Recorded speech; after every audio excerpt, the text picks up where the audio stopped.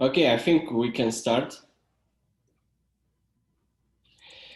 So, ladies and gentlemen, I'm really glad to hear you and see you on this webinar.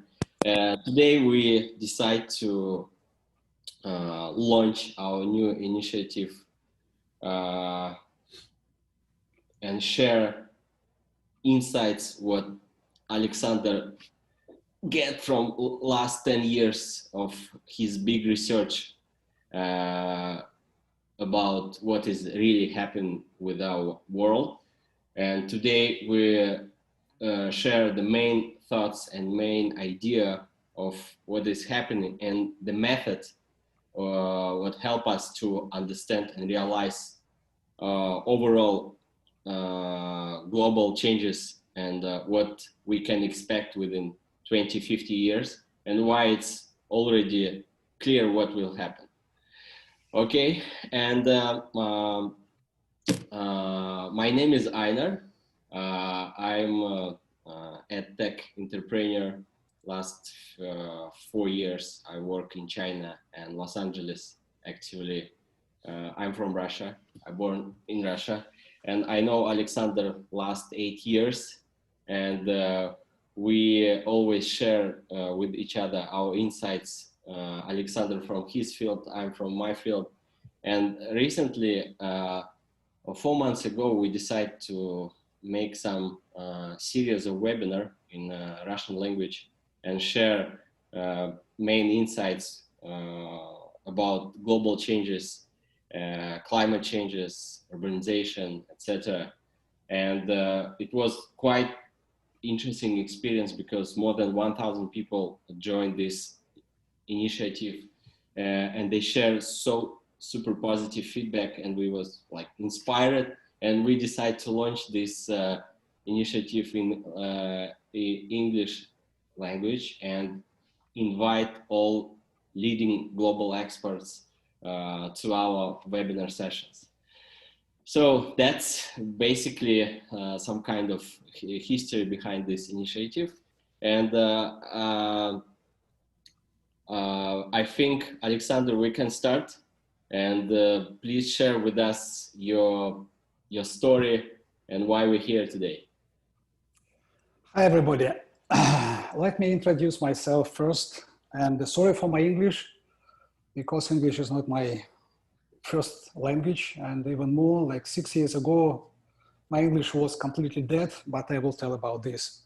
But nevertheless, my friends convinced me that we need to start, because if we want to spread our knowledge, to spread our energy and our proactive approach to the life, we need to start to talk to the world, and we need to build a community, and we need to find like-minded people, and maybe we will do something more bigger than the ordinary life. So I was born in Soviet Union, and my first 30 years I spent in Soviet Union. So I had a completely unique experience living in a money-less economy or money-less country. We didn't have money. We worked for free. We had everything for free: education, medicine, food, and everything.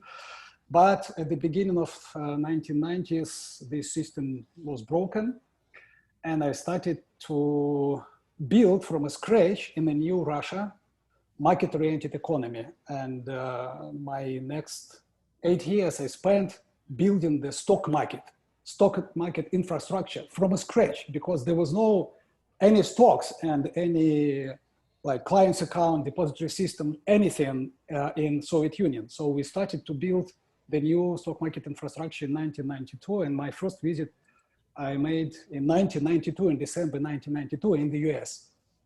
And I learned how to build this infrastructure, not from the computer, but from the orders and everything, this like clearing, settlement, depository system, everything, we did it.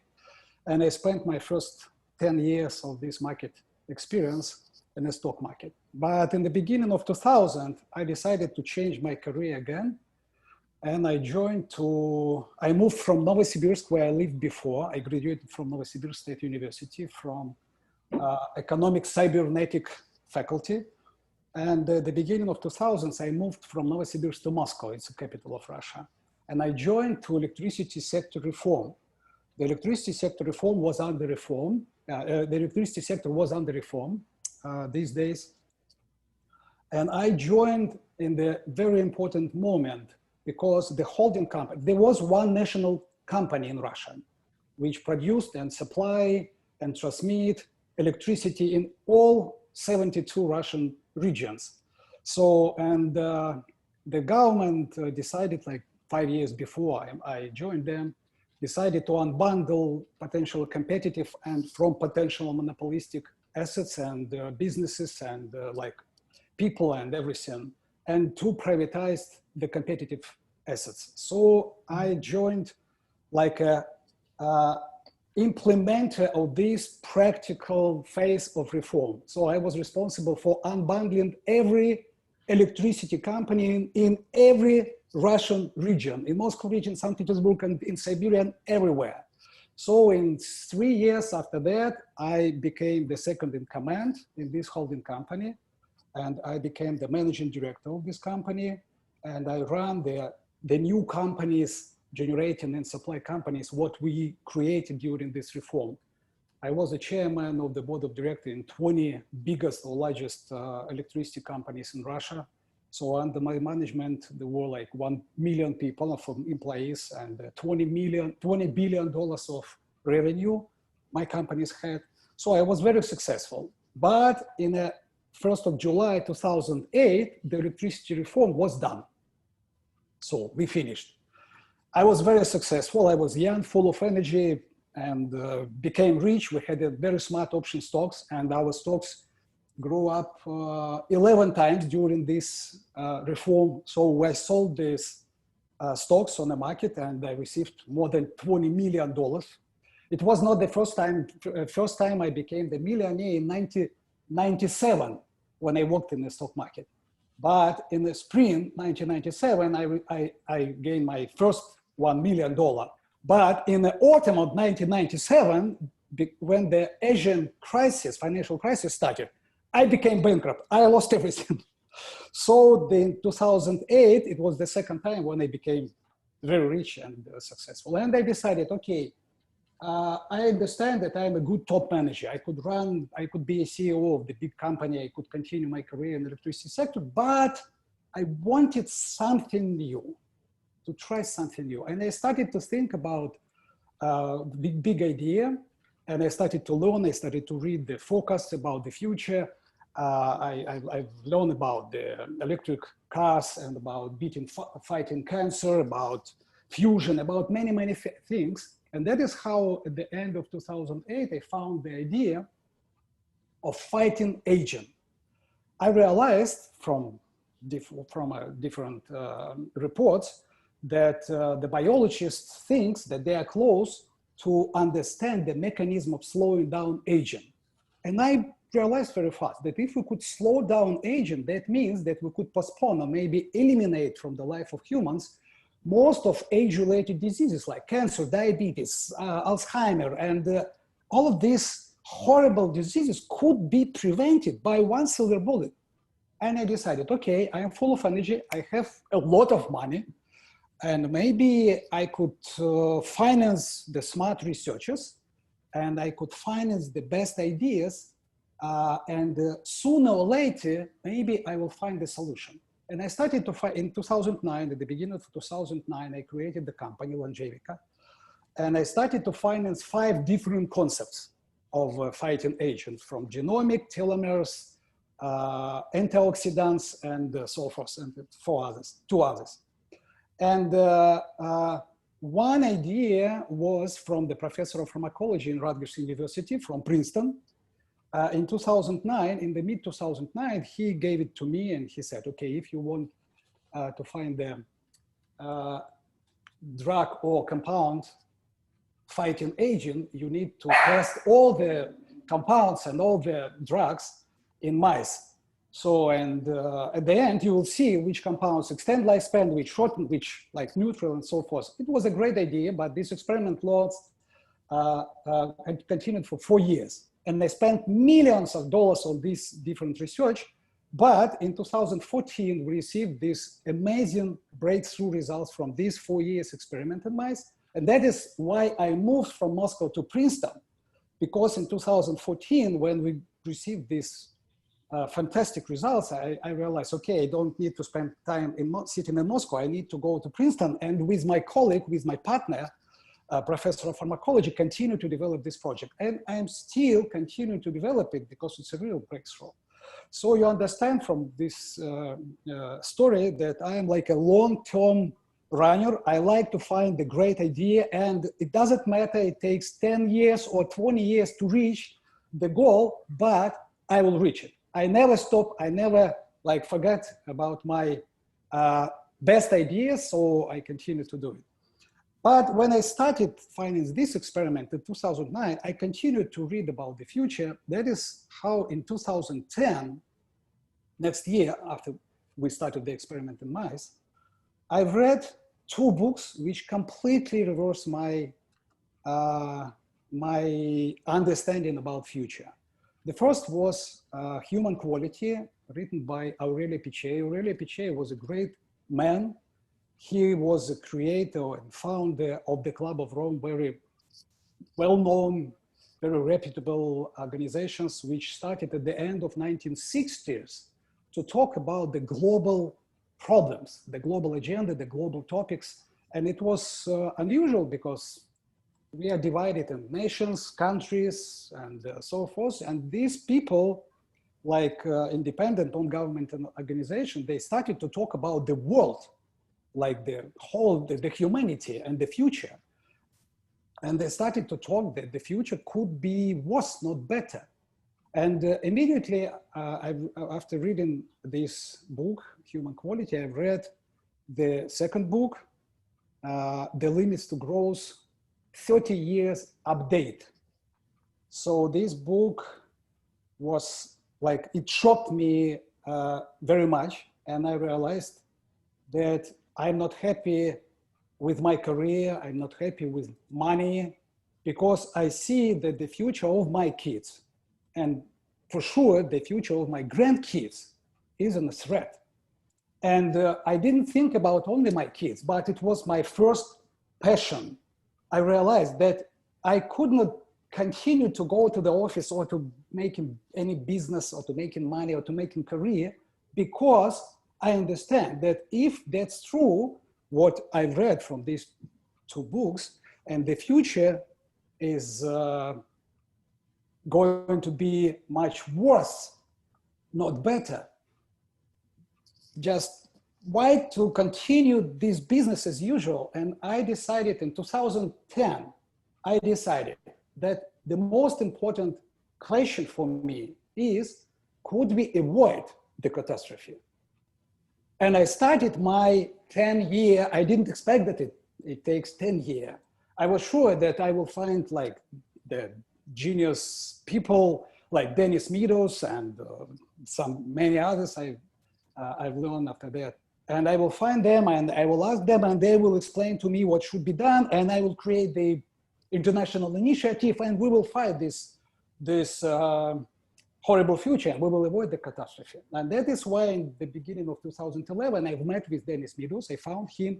I flew to his home in the US, and I've met with him, and we were sitting, and he explained to me that from his point of view, 2011 is too late to do anything. He told me that the first limits to growth was, this was the report for the Club of Rome in 1972. And this time was not too late to talk about the future and to change the trajectory. But now, after 40 years of business as usual and developing the world, it's too late. And his explanation was so pessimistic, but I was like, I'm a fighter. I realized that despite he's pessimistic, I need to find the answer. And that is why I decided, okay, I need to learn more. I've met with a lot of people. I joined to the Balaton group. This is international think tank. I joined to the Club of Rome. This is international think tank, and all of these groups. were thinking for many, many, many decades, not years, about the future and how to avoid the worst scenarios in the future. And then in maybe 5 years after that, I realized that reading hundreds of books, because I was happy, I financed one experiment and I was invested in another scientific research, and I had a lot of time. So every day I spent on reading the books and articles and meeting with people or contacting them through email, through phone. And I asked these great experts. And in 5 years from that, I realized that I created something new in my mind. And this is very new because I was the industry reformer. My approach is not like a scientist or like a consultant or advisor. My approach is the approach of CEO. I need to find the solution and implement it. That's it. I felt that I should think like the president of the world, not the advisor for the president. Yeah, I need to think like the president, and I need to understand where is the solution, how to implement it, and then to try to implement it. So I started to think, okay, I created something new, and I started to write the book. It was like in 2000, maybe 13, 14. And I worked on this book for the next 3 years, and I wrote like about more than 2,000 pages. And we had 6 chapters in this book. And I collected a lot of data, a lot of maps, a lot of graphs, and a lot of beautiful information. And I thought that I need to write the book for the young generation because I'm trying to explain in a little bit different way, not like a professor explaining, but like an executive explaining. Maybe a little bit more clear and more practical. What should be done? Why the world is going, maybe not to the catastrophe, maybe not to the collapse, but not to the good future. And after 4 or 5 years, I realized, okay, I've done 6 chapters, but I need to write the summary. And I spent my last 2 years thinking about this summary. And I have, I don't know, maybe 50 versions of this summary. And I felt that I could not find the best simple explanation what's going on in the world and why the world is going to the chaos or to the catastrophe.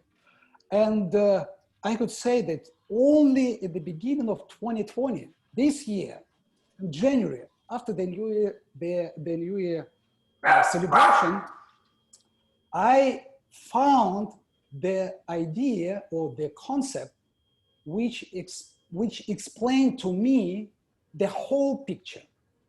And this idea is what I called 4Waves method or 4Waves concept. And I will explain it to you.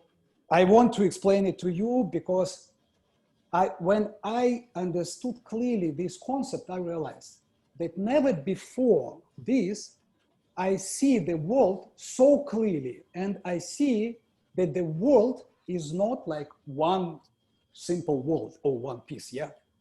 The world is divided in 4 very different groups of countries. And this difference is explained by one main long-term trend. I call this trend mega transition. And this mega transition is the most important part of my understanding, and I hope of your understanding.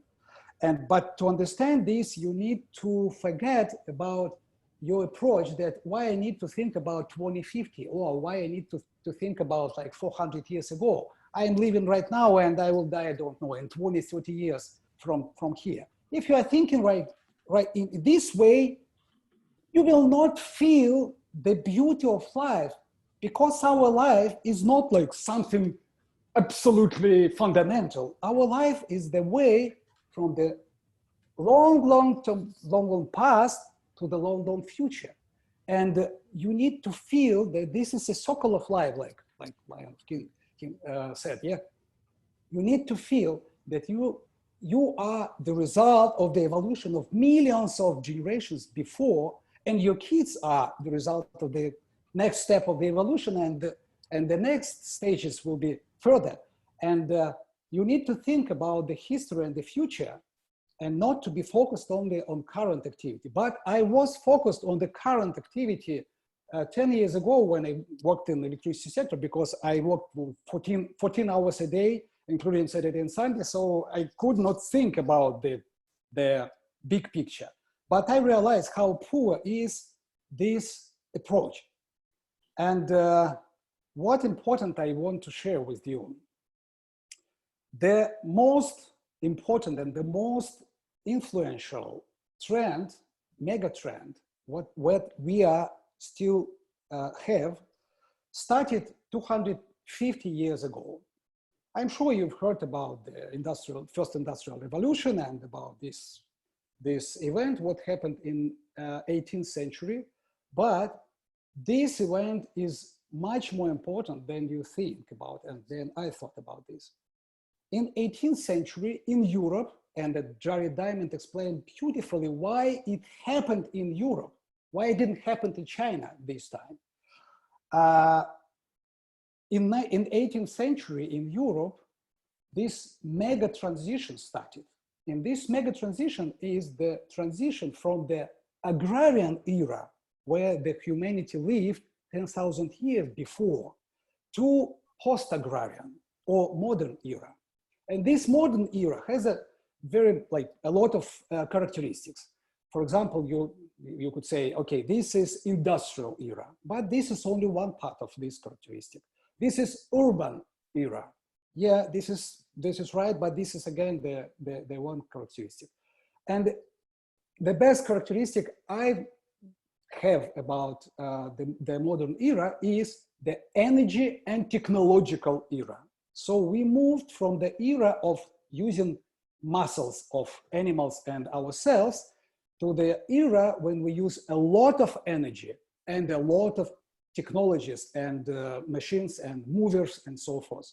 And this is the most important tipping point, what had happened in 18th century in Europe in 1760, the first industrial revolution. And it started from Great Britain, then it distributed to France and Germany, and then the people from Western, Northern Europe who immigrated from the Europe in 19th century, they created the US, the Canada, the Australia, and the New Zealand. All of these countries has a name like offsprings or Europe offsprings. So the European countries started this mega transition from agrarian era to urban. But the rest of the world, all other countries in Asia, in Latin America, in Africa, and so, they didn't start it in 18th century. They didn't start it in 19th century. And they started it in 20th century, but one by one. I will show you the most important graph I created. Just give me a sec. I will.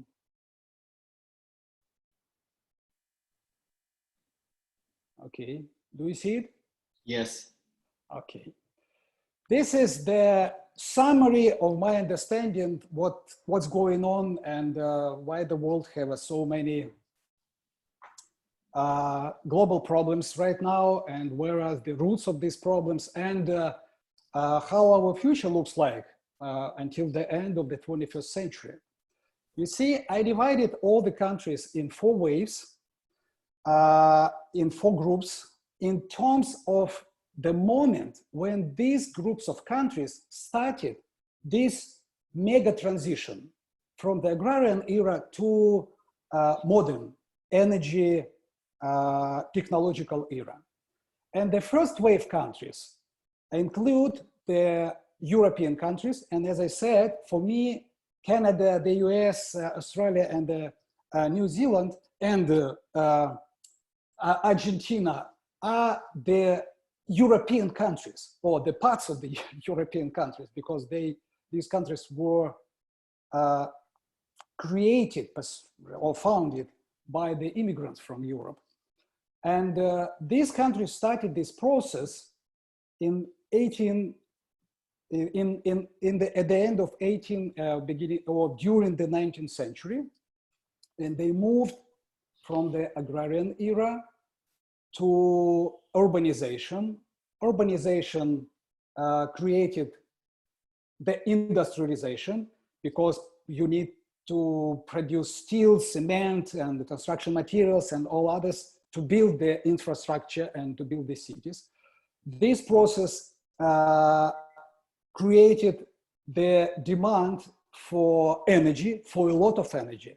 And the first industrial revolution was the first moment, or sometimes it calls the revolution of coal, because it was the first time in the history when people started to burn coal and to produce some work, some kind of work using this energy from a burning coal.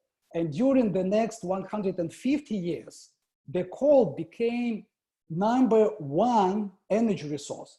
And it gave to the first waves countries 99% of the energy. If you take all the kind of energy what we receive from food, feed, from muscles, and from everything, the important role of the coal was that it created our world, and it created the wealth for the first wave countries. And so, as I said, this mega trend includes mega transition includes the several transitions.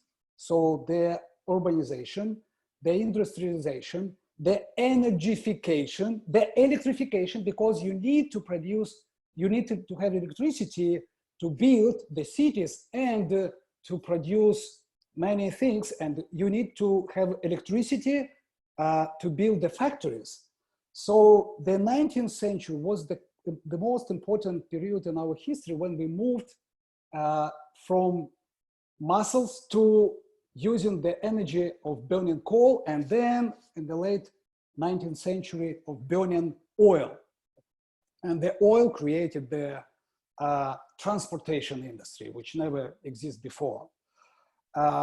So this was the main levers of reach, energy and technologies for the first wave countries. But if you look at the world in the mid of 20th century, in 1950, all other countries, the rest of the world, excepting 25 countries, this is European countries plus North America plus Australia plus Japan and plus Soviet Union, which all these countries became industrialized countries in the middle of 20th century.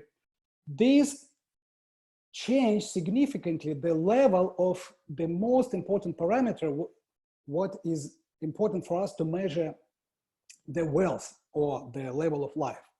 Because in the starting point in the 18th century, the whole previous history, the GDP per capita was very low in all regions, in all countries in the world. It was about $400, $600 per capita. But when it started in 18th century, this mega transition, it was about $1,000 in Northern Western European countries. But in the middle of 20th century, most of them reached this GDP per capita between 5,000 and 10,000 per capita. It's a PPP prices, so it's important. This is not the current prices. It's a very complicated question. Don't pay any attention to this, but it was really complicated to understand which parameter is better to use. And I'm using the database for GDP from Madison Project database. This is one of the best long-term database for population and for GDP statistics. So in the middle of 1950, these 25 countries reached the GDP per capita first time in the history. The GDP grew from 1,000 to 5,000 or to 10,000 per capita. But the rest of the world, all the countries from Latin America, Asia, and Africa, it looked like they were sleeping. They still were in agrarian era. But the situation changed. It was very important period after the World War II, when in 1950, many countries in Latin America and Asia started to do the same what the first wave countries did for the last 100 years. They started the mega transition. The level of GDP per capita in the first and the second wave countries was about 600 per capita or 1,000 per capita. In Mexico, Brazil, China, India, and all of these countries, it was about this 600 or 1,000. And these countries started to repeat or started to copy the same stages what the first wave countries did. They started urbanization, they started industrializations, they built a lot of factories to produce steel, cement, glass, and they started to build the equipment like bulldozers, tractors, and so forth. They started to build the skyscrapers and the new cities, and they started to produce much more food. So all these stages or all these transitions are so important that nobody expected that the result will be so amazing. And the second wave countries, and one of the important process into the mega transition process is so-called demographic transition. Because during this transition from agrarian to urban era, most countries have had the demographic boom. And that is, we will have the next 6 webinars, and I will tell in these 6 webinars about each aspect of mega transition. I will tell you about the demographic transition, the urban transition, the industrial transition, the energy transition, and I will tell you about climate change, because you need to understand that the concentration of CO2, the global concentration in CO2 in atmosphere started to rise at the beginning of the 20th century as a result of accumulation of CO2 emissions from burning coal in 25 countries only, with a population less than 500 million people. This was first wave countries, which during 19th century, as I said, burned coal because they built the roll rate industry, the locomotive, they used locomotive, at the end of 19th century, they started to produce electricity, they built power plants, burning coal in the first 50 years. So the coal was important for us. And I will tell you in the next series of webinars about all of these parts of the transitions, because it's important for better understanding what our future looks like. And as I said, the second wave countries started their spurt or their jump in 1950. So Japan, then Singapore, the Asian tigers. And in 1970s, the China joined them. And the Mexico and Brazil and many other countries from Latin America, during this period from 1950 to 1980, the countries with the population, with existing population of 3 billion people, in 1960 it was much, much less. They started this mega transition. And China in 40 years from this, from 1940 to 2020, made so great progress. What we could say that it's like equivalent. It's equal to the whole progress for the last 150 years in the first wave countries. So they copied, because they copied the standard model of development, how to build the modern country based on the energy and technologies. And the third wave countries are the countries from Asia and Latin America who a little bit late, who didn't start so fast like the second wave countries. And the leader in the third wave country is India. Like, for example, Pakistan, Bangladesh, and Philippines, and the several countries in Latin America which still were at the end of 20th century. They still were in a level of $1,000 per capita, or a little bit higher. But the China today has a $12,000 per capita, but it started 40 years ago with 1,000 per capita. So that's the most important change for the second wave. Most countries in these waves has a GDP per capita now more than 10,000, between 10,000 and 20,000. And the third wave countries has a GDP less than 10,000, but more than 5,000. This is important, for me, this is important levels, 5,000, 10,000, 12,000, 20,000, and then it could be like 40 or 50, we don't know. And the third wave countries started their mega transition just at the end of 20th century, in 1990. So they started industrialization, they started urbanization, they started to build power plants, they started to build the factories for producing steel, cement, and so forth. They started polluting the atmosphere. They started to create the industrial agricultural system to produce much more food than they have in an agrarian era. And the four wave countries are the countries from sub-Saharan Africa. The important thing you need to understand that sub-Saharan Africa is mostly agrarian countries in the phase of agrarian era. So like Europe was 250 years ago, could you imagine?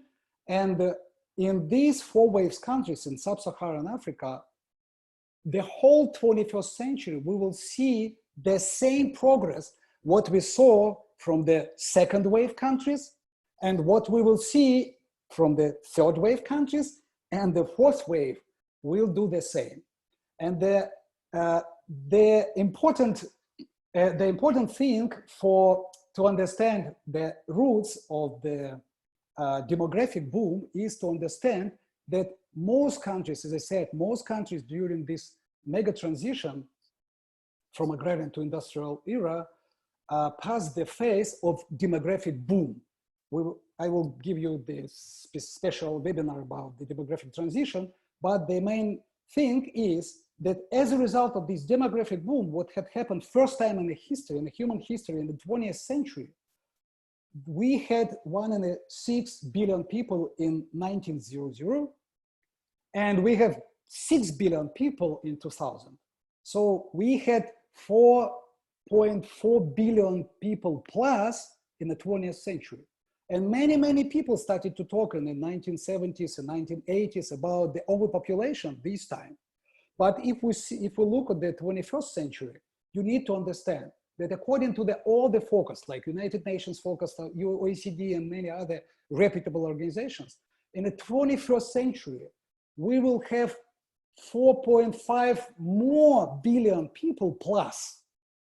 So we started in 1900 from 1.6 billion, but in 2100 or 2100, we will have about 11 billion people. But the more important thing is not the demographic boom, but the economic jump, the economic growth, and the growth of this parameter, the GDP per capita. And GDP per capita is a formal parameter, but you need to understand, then when people move from the agrarian, from the country area to urban area, that means that before this stage, the government or the investors should build the factories, produce the construction materials, build these cities, build these apartments, build these houses. And people who move there should find their work, have a salary, increase the salary or the wealth. Then they could buy the house and apartment. Then they could buy more food like milk, vegetables, and meat. Then they could buy refrigerator, washers, air conditioner. Then they will travel more, international travel, and so on and so forth. All these steps are so natural because they means the progress for any family, for any person. Of course, when you move from 1,000 per capita per year to 10,000 per capita per year, this is the progress for sure. But unfortunately, we need to pay for this project, for this progress. And that is the main roots of many global problems, what we had in the 20th century and what we have right now. Because as I said, the climate change started, or the climate was broken at the beginning of 20th century. But in 1950, the green gases pollution was about 6 billion tons per year. Now we have about 60 billion tons per year.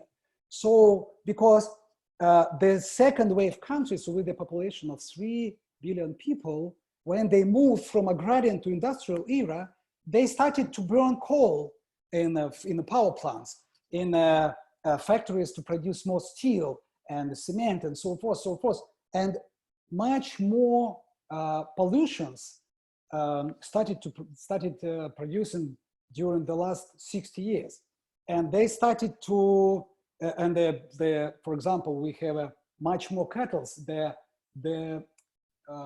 population of cattle doubled for the last 60 years because people need more milk, more meat. And so we had like 500 million cows in 1950, and now we have 1 billion cows. So that's all these processes are explainable, natural, but they have a lot of negative effects. And I will try to explain you what we could do with climate change and could we fix it, how easy it is to replace all these fundamental, foundational technologies like electricity production, like steel production, like meat production and milk production and agricultural technologies and so forth. And could we fix it fast, or it is not so easy as many people are thinking? But the main idea is that if we look at the 2020, we could see that the 4Waves countries are in the different stages of a mega transition. The first wave countries finished mega transition, and they mostly 100% in a new modern era with a high level of standards, of living standards, with a lot of energy, with a lot of electricity, with an excellent diet, with 3,000 kilocalories per day per capita, and so forth, so forth. The second wave countries are still in a level of about 60% from the finishing this mega transition, and they will continue. But for example, the population will not grow more in these countries, and the China will add a little bit, but then they will go to the new era. And the new era maybe will be not very easy to understand for us, because this will be the era of degrowth or decreasing the many parameters. And I will tell you about this in the next webinars. And the third wave countries with a population about 2 billion people are in the stage of acceleration. So they will do in the next 20-30 years the same what the second wave countries did for the last 30 years. And we have to be sure that these countries could do it because they know how the China and the Brazil and the Mexico and the other countries from the second wave did it. They will copy all these things and they will do it. And the sub-Saharan Africa, these countries have a GDP per capita from 5,000 per capita to 600 per capita. So many countries has a level of in a level of 1,000 per capita, but we have to be sure that the sub-Saharan Africa, with the population 1 billion right now, and with the population 4 billion at the end of 21st century, will copy during the next 50, 80 years, all the steps from the standard model of the progress of the mega transition from agrarian era to industrial. So we could predict how the world will look like in the next 50, 80 years based on this understanding that we have not the one world. We have 4 different worlds in the 4 different stages of mega transition. And when countries start from this transition from agrarian era, they will go to urban and energy technological era for sure. And that's the difference between first wave countries and second and third and fourth. Now, and there is a huge range inside the waves. For example, the first wave has a range from $70,000 per capita to 15 or even to $11,000. But all these countries are industrialized, urbanized, with a high level standards of living and so forth. The second wave countries has about 12 or 14,000 US dollars per capita. This is 3x difference with the first wave countries. And according to different focus, for example, the PricewaterhouseCoopers made a focus for 2030 and for 2050 in terms of GDP per capita. And according to this PricewaterhouseCoopers forecast, the China will overjump, the US in 2030, and the China will get 26,000 per capita, and the US 23,000 per capita. And in 2050, China will have 50,000 and US 34,000 per capita. And India will get 30 per capita in 2050. And now India in the third wave has 6,000 per capita. And the African countries, as I said, have a range from 600 per capita to 5,000 per capita. And they will continue to grow for sure. That is at the end of my short summary.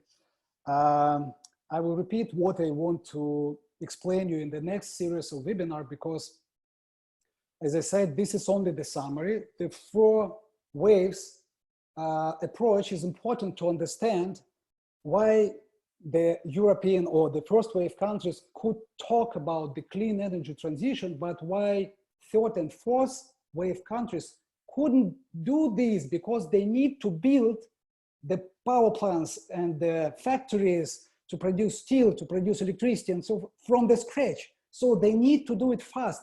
They will use the existing well-known technologies.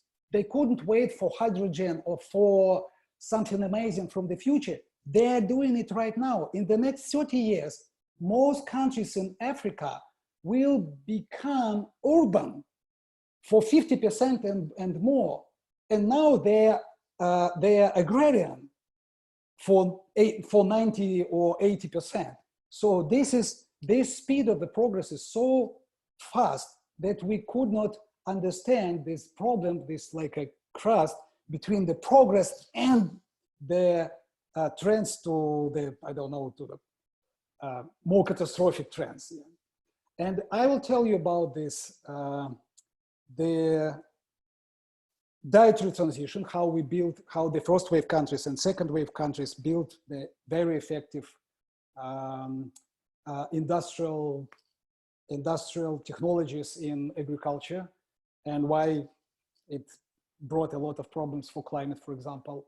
What is the climate change really? I will try to give you like not the politically motivated explanation, but my own understanding, because I spent 10 years thinking and talking and reading on this topic, and I'm non-partisan, I'm an independent researcher with a CEO background, so maybe my conclusions are more sharp, but I believe they many aspects, they are more fair or more truly. And is it possible to fix climate change fast, or is it possible at all in 21st century? I will tell you about the demographic transition and population growth. This is still the main problem. And I will tell you about urbanization in the 21st century and about the history of urbanization in the previous 250 years. And the important thing you need to understand, because before this webinar, I read a lot of comments of people who registered for this webinar, and many of you mentioned that the main problem is population growth, and we need to stop it. I was the same 10 years ago. When I started in the first year, I realized that the population growth is the main threat. We need to find a way how to stop population growth in Asia and Africa. India from 2000 to 2050 will grow for 500 million people. It's amazing. And Africa, as I said, from 1 billion to 4 billion in 21st century, for plus 3 billion people. And I thought, we need to find a way how to stop it. And I thought to join the groups of people who do something in Asia and Africa. But then I realized, okay, if we have this huge gap between the fourth wave countries and the first wave countries, we could say that every people are equal, and each people has a right to have $2,000 US of GDP per capita, and to have 100 kilograms of meat, not 6 kilograms of meat like China had in 1960 per capita, and 100 kilograms of meat and 10,000 kilowatts hour of electricity per capita, and so forth. If we understand this, we will see that the gap between the fourth and third wave and the first wave is 3 or 300 times, between 3 and 300 times. So that means that the main driver of demand and the main driver of progress in the 21st century will be not the population growth, but the closing this gap, like the second wave countries did in the last 40, 60 years. They closed the gap. China started from, as I said, from $600 per capita, and now they have $12,000 per capita. They started from 6 kilograms of meat per capita, and now they have 60 kilograms of meat. They started from zero electricity, not zero, but I don't know, 100 megawatts of installed capacity, and now they have 2 terawatts of power plants. So this is a huge motivation of a progress for countries in the level of less than 100% of modern society. And this is the main driver of economic growth in 21st century. Thank you, Ainar.